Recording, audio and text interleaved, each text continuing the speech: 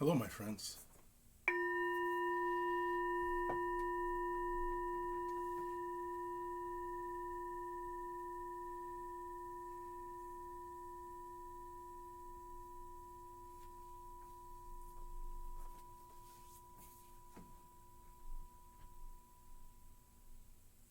Hello.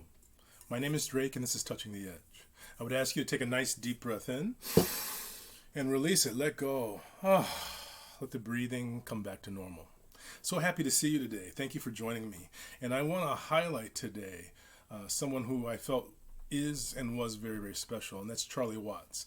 Charlie Watts, the drummer from the Rolling Stones who recently passed away.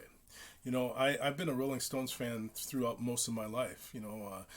They got going, I think, in 1963. I was born in 1964, and by the time I was quite young, maybe about 12, 13, I was aware of the Rolling Stones, and I really enjoyed them, and they just represented so much to me.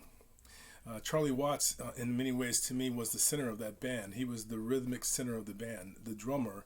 And in many ways, to me, the Rolling Stones best are represented by their relationship to rhythm.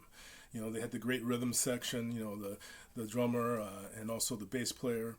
They had Keith Richards on guitar, who really was a rhythm guitar player. And so their music is very, very rhythmic and very related to African American music in many ways. They took elements of African American music and created something new, and I just really love those guys. I love the authenticity of them, and particularly the authenticity of Charlie Watts. He was the solid rhythm of the group, but he also seemed to be very much in his authenticity. And in my mind, authenticity is very much related to rhythm. When you are in your rhythm, you are in your authentic self. I also love that period too, because in many ways, to me, in my life, they represent what I feel in my expression was the greatest generation. And I understand that the generation that fought in World War II really gave us great opportunities. But I'm speaking in terms of the direct influence in my life. And I'm speaking about those people who came to their adolescence around the late 50s all the way through the 60s. And the things that they did, all the amazing innovations, whether it be in jazz, whether it be in art, film, music in general, just every area, civil rights movement, there was this huge explosion of creativity. And that is represented by that generation. Even Bob Marley is from that generation. And so, I recognize that, and I want to embody that in my own life. I want to embody that creativity and that authenticity in my own life. And that's what I'm doing. That's what I'm doing in terms of our practice, the practice that I'm working. Life is a game. Life is a game, and you have to play it like a game. You can't take it too seriously because you won't play it well. You have to enjoy it, and you enjoy it through thriving, through finding your rhythm.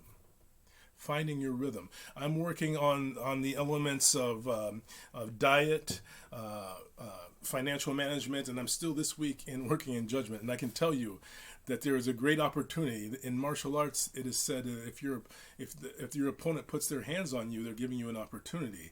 And in the world today, there's just so much opportunity to be judgmental, and yet I am working to disentangle it because I know that that's not in my rhythm.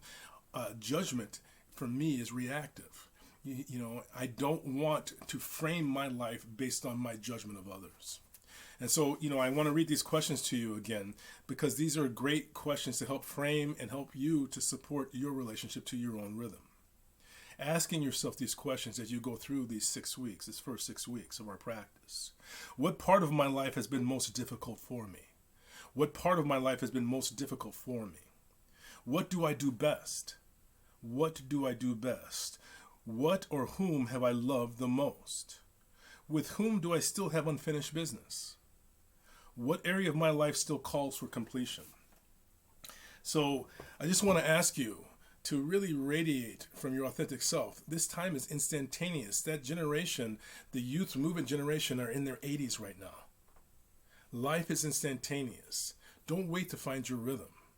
Honor Charlie Watts by being authentic to your own rhythm in living. Thank you so much for joining me.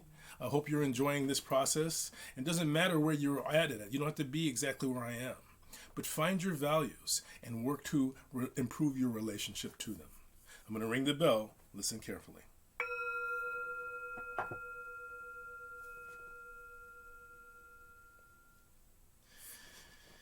And I want to bow to my friend Charlie Watts and to that generation who gave so much.